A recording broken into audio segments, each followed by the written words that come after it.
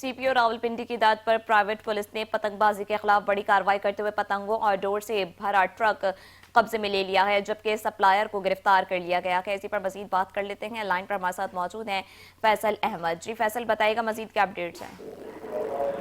جی بالکل، آج سی پی او راولپنڈی سید خالد ہمدانی کی ہدایت پر ایئرپورٹ پولیس نے پتنگ بازی کے خلاف بڑی کارروائی کرتے ہوئے پتنگوں اور ڈوروں سے بڑا ہوا ٹرک جو ہے وہ قبضے میں لے لیا، جبکہ سپلائر کو بھی گرفتار کر لیا ہے۔ پولیس ترجمان کے مطابق کارروائی جو ہے وہ خفیہ اطلاع ملنے پر جو ہے وہ عمل میں لائی گئی ہے، جس میں ٹرک سے 20,000 پتنگیں اور 100 ڈوریں برآمد ہوئی ہیں۔